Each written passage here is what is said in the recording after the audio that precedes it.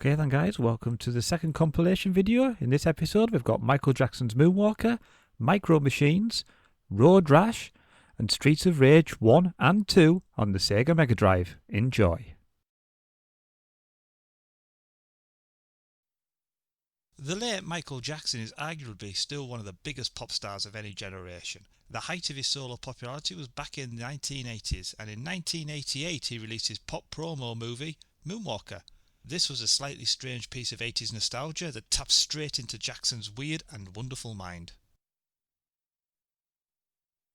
So when Jackson, who was an avid gamer, wanted a game created to tie in with the movie, of course it went ahead for various systems. The 3-player arcade game is very memorable and will be covered in a later episode.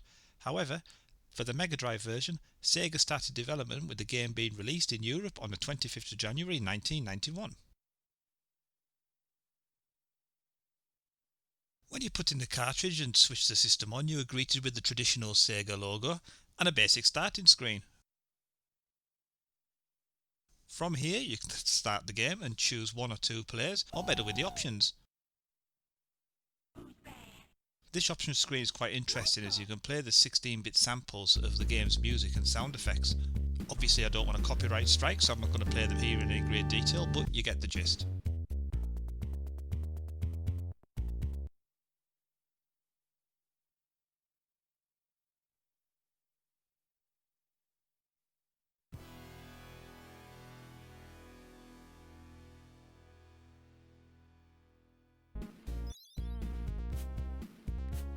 When you start the game, you'll see it's roughly the same game mechanics as another Sega legendary game, Shinobi. It's a side-scrolling platform game, but in this game the basis of every level is to rescue a defined number of children. No sniggering at the back please. And then you face off against the end of stage boss. The kids do resemble the character Katie from the film, well, as much as they can using the sprites available.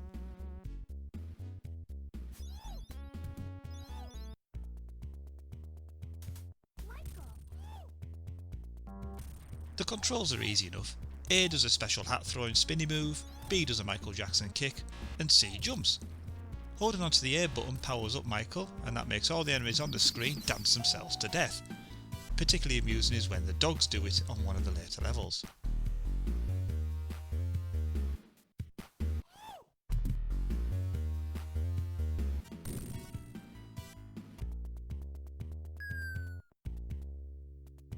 Saving a child and grabbing a comet, just stay with me here, it changes Michael into a robot as per the more strange bit of the movie, and this gives Michael the ability to fly and shoot missiles.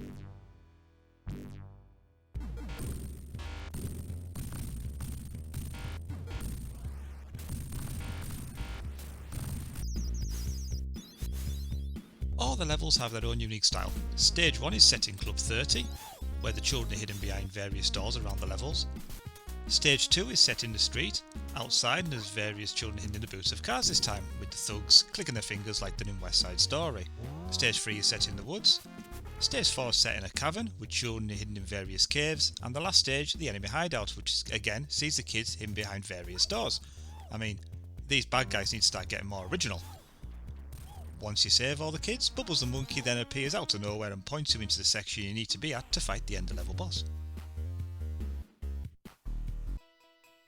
Each level gets progressively harder. With the end of level bosses, they're merely a vast amount of the level's enemies swarming all over you at the same time. A little bit more imagination would have been good for the end of level bosses, but it is what it is.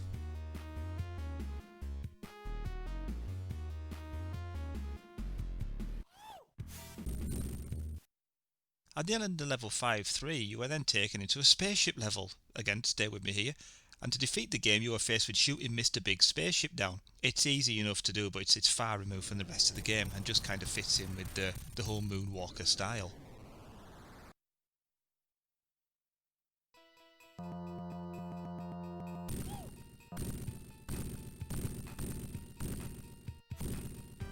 Special mention does need to be made to the music in this game. Every level has got 16-bit representations of popular Michael Jackson songs, with translations of Smooth Criminal, Beat It, Another Part of Me,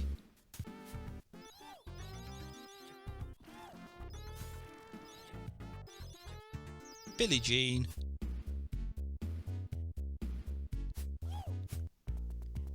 and bad. Although why they didn't use Thriller for the zombie stages I just don't know.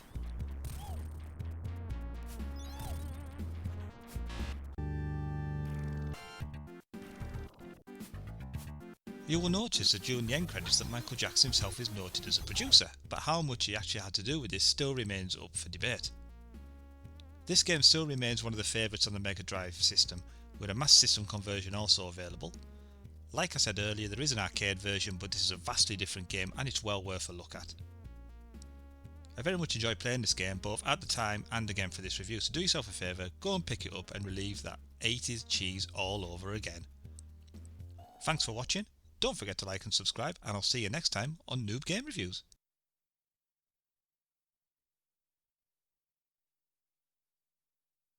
As a young boy growing up in the 80s and the 90s, I obviously was going to be playing with toy cars. Matchbox and Hot Wheels were the vehicles of choice, but then I discovered MicroMachines. These scaled down little models changed the game completely, with a vast amount of different styles available, with different tracks and different playsets. And so it stands to reason that the computer game license will be up for grabs, and Codemasters swooped in and started development. In 1991, MicroMachines hit our shelves on the Nintendo Entertainment System, but today, Noob Game Reviews are going to be looking at MicroMachines on the Sega Megadrive.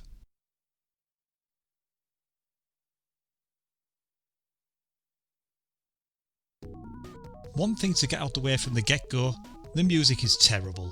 And it's not representative of what the Megadrive can output. I mean, take a listen to this game menu screen. It's awful. And there's a good job there's not much of music in the game. In fact, apart from a few car sounds and explosions, there's not a lot going on. So that to one side, let's move on.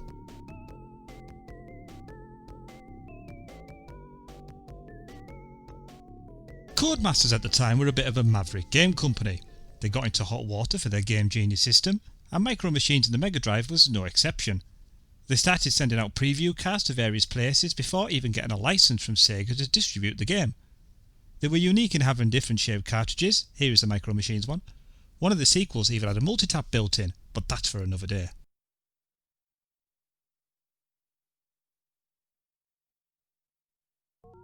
Upon loading the game, you were treated to the opening screen and two options, 1 or 2 players. The one player game has 2 subsections, head to head or challenge.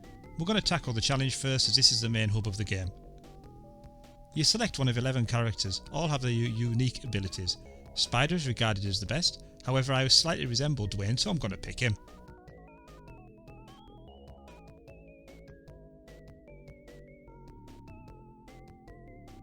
Then it's off to a tutorial qualifying round.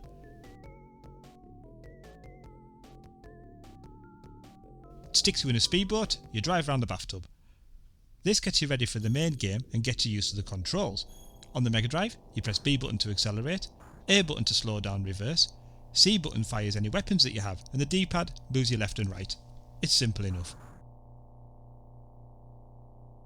And then it's off to your garage to see your collected models. Obviously it's the first level, so you're going to be going for the first model.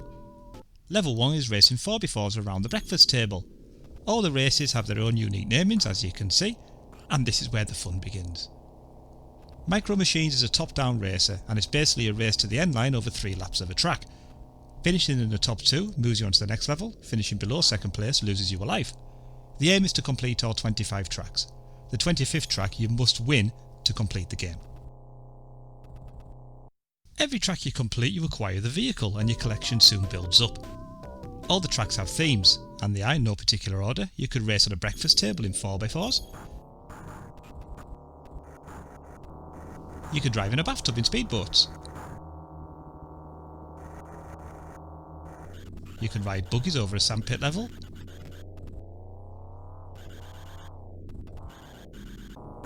You can drive helicopters in a greenhouse. You can play with tanks in a bedroom.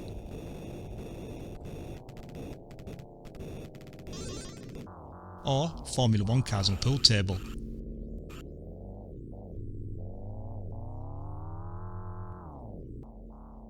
You can drive sports cars on a desk.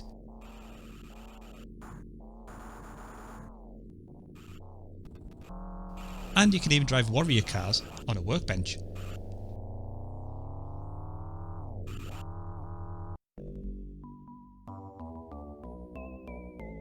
There is a bonus level where you can use a monster truck to complete a garden level within a specified time to gain an extra life.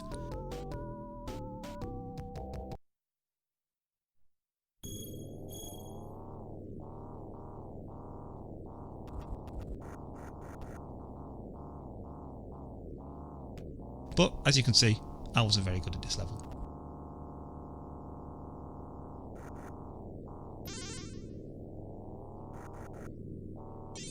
Each vehicle handles very differently, and in no time at all you're going to be flying off tables and crashing into pool balls.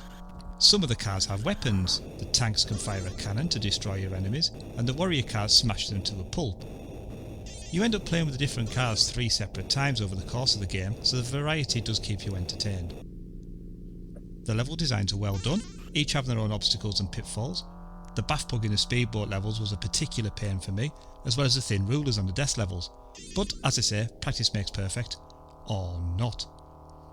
You can take your time to admire the parallax scrolling on the floor while zooming on the pool table. It does give you a very good sense of speed, and you can realise that as you eventually crash off again for the umpteenth time.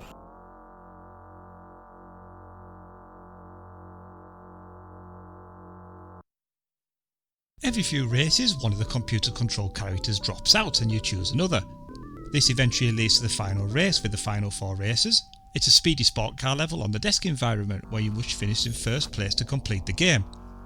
Now hold on, this is Fast and Furious and not for the faint-hearted. Well done if you completed this game back in the day.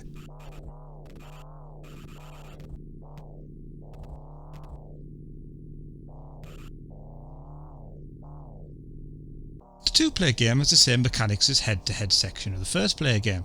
Here, you again choose a character and opponent, and the aim of the game is to be winning the race in such a way you are more than 1 screen length away from your opponent. This sounds more complicated than it actually is. If you do this 8 times, using a seesaw scoring system, you win the round and it's on to the next one. This is definitely the best mode for 2-player gaming, and it did cause many arguments back in the day. It's not so much fun in 1 player, but it is another option if you finish the challenge mode. This game spawned many sequels and has recently been released on the Xbox One. The MicroMachines franchise has grown since this game back in the early 90s, but this is a fantastic introduction and a great little 16-bit title. If you're after some fast and furious action, and you don't mind playing with micro things, go and find a copy, you won't regret it. So that's all for today's episode. Don't forget to like and subscribe, and I'll see you next time on Noob Game Reviews.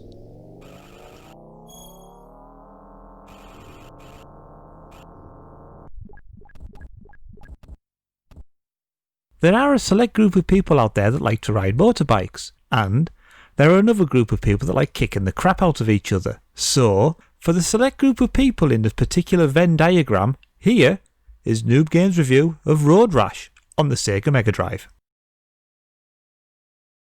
Electronic Arts looked at Sega's game Super Hang-On and thought, I want a piece of that, but with more violence. And in September 1991, Road Rash was released onto the Sega Megadrive.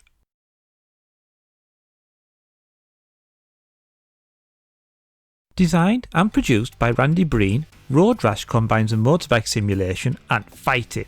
The premise of the game is quite simple enough. You race along a series of tracks and finish in a high enough position to qualify, you collect money to buy better bikes, and don't let your opponents damage either you or your bike. And try not to crash near any police officers. The game makes good use of the Mega Drive's 3-button controller, with A button braking, B button accelerating, and C button attacks, either with a punch, a kick, or you can pinch a weapon to use. You start the game by selecting one of the 5 tracks that are available. All these tracks move along different parts of America. Your goal is to finish the top 4 in each track to move on to the next level.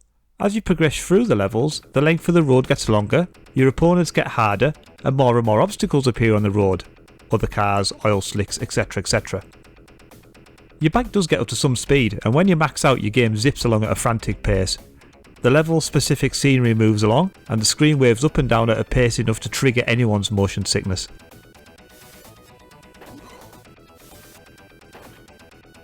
The action can be hard to anticipate at sometimes, especially in the later levels when a blind turn moves you straight into oncoming traffic with no time to move out of the way, and there's usually a friendly policeman to find you $200 and it's back to the level select screen you go. Your opponents give you a friendly pep talk at the beginning of each race and you start in 15th place. and it's your job to get yourself into the top 4 pretty sharpish. A nice touch you'll notice is the inclusion of your wing mirrors to see who's coming up behind you. I'm not too sure about the music, but there is an option to turn this off as it does begin to grate after a while. The stages are nicely designed with just enough changes between them to make a difference, and there's some nice parallax scrolling in the distance.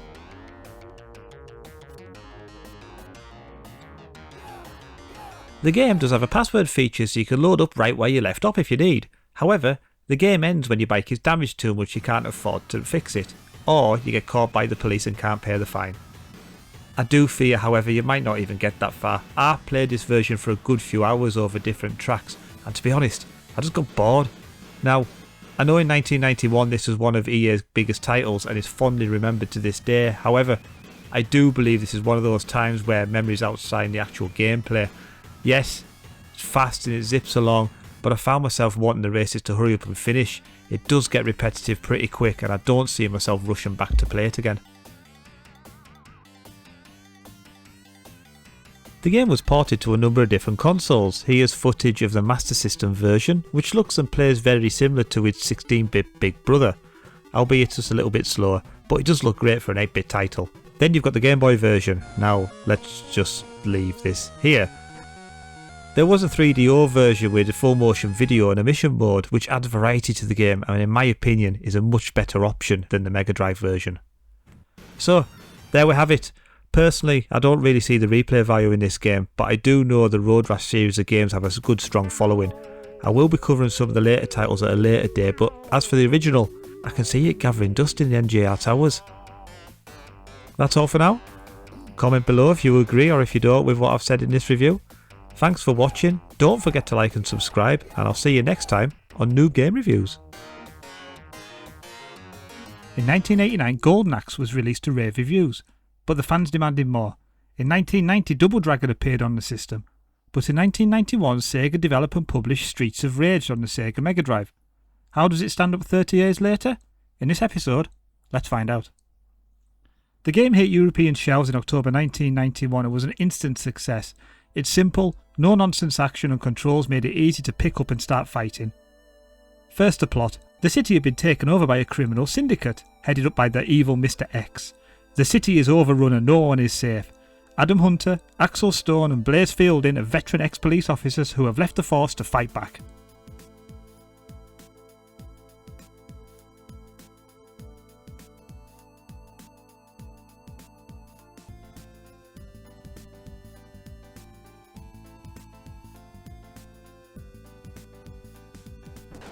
So that's the plot. Well, what's the game like? Well, it's a 2-player simultaneous scrolling beat 'em up. You choose one of the 3 ex-police officers and go and kick some ass.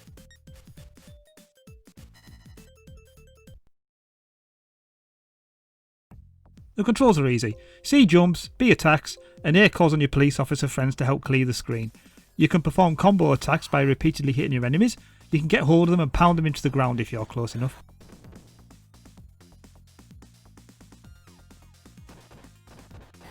The game is spread out over 8 stages: City Street, the Inner City, the beachfront, on the bridge,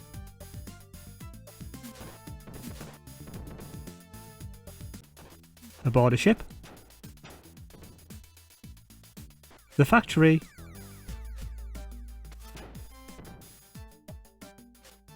the freight elevator,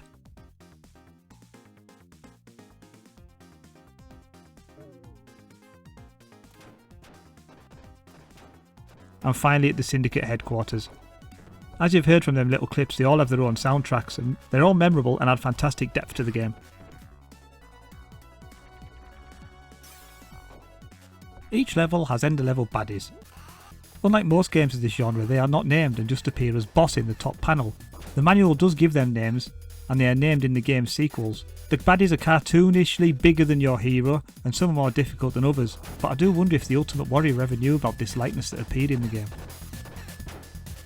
At the end of level 8, you get the choice of joining Mr. X. If you say yes, and are in a 1-player game, you are thrown back a couple of stages and eventually take over the crime syndicate yourself. However, if you are a moral, upstanding citizen, that is just beating up hundreds of baddies, you can eventually take down Mr. X and bring peace to the city. If you run a 2-player game and one joins and one doesn't, you end up fighting each other to the death to see who rules supreme.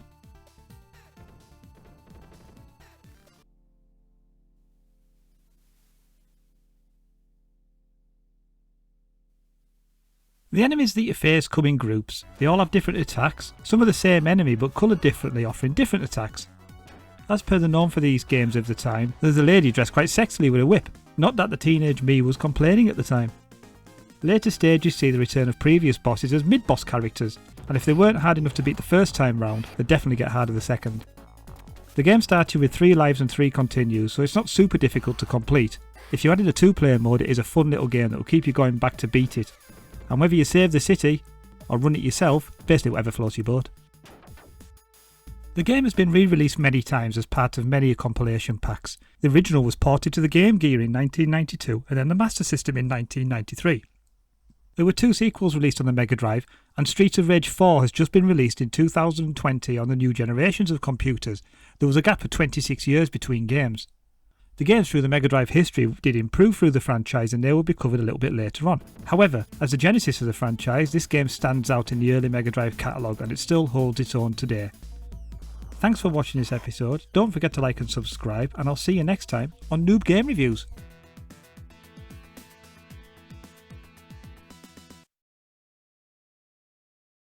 I literally had some people ask if I will be looking at the other instalments to the game.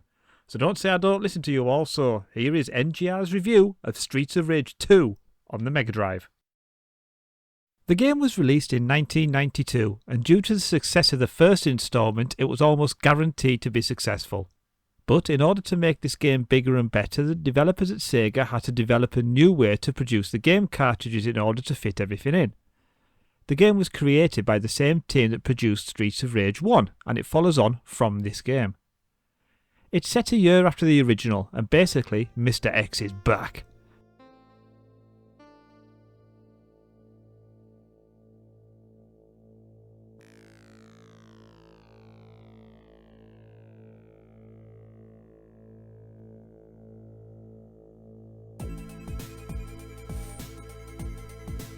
And this time, he's kidnapped Adam, and it's your job to save him.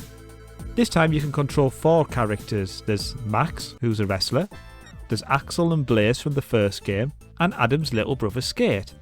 As in the first game, they all have their own strengths and weaknesses. Max is strong but slow, and Skate is fast but weak.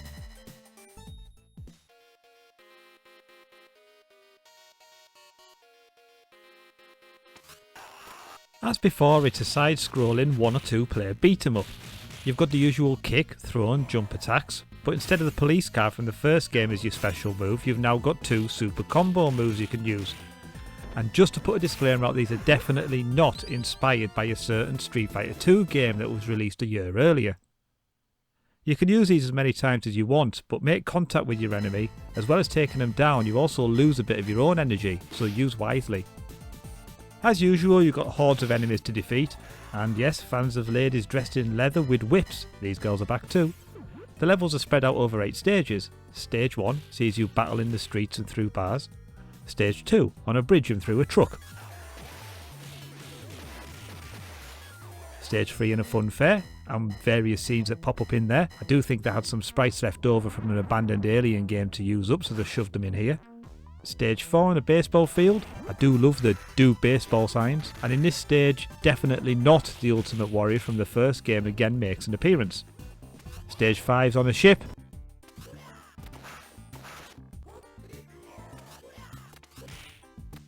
And this takes you all the way to stage 6, which is a jungle path.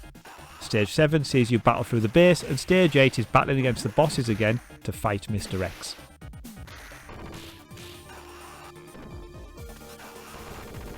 There is the usual array of beat-em-up cliches. There's lifts, there's vehicles, weapons and power-up. And I'm not sure about you, but I don't think I would eat a whole roast chicken that I find on the street. Well, not sober anyway. I do like the nice little touches. As you'll notice in this level, there are arcade machines to beat up. They are named Bare Knuckle, and this was the name of Streets of Rage in Japan. This was the first game in the series to have names of the people you were battling so you could see who you're beating up. Unlike the first game, there's only one ending, so you don't get the choice to join Mr. X. So once you're beaten into submission, hopefully for good this time, you rescue Adam and then you're choppered out to safety, and I'm sure that's the last time we'll see Mr. X. Maybe. The game boasts some terrific music and is probably the best of any of the Rage series of games. It's based around electro dance music. It is often featured on compilation CDs of the best computer game music.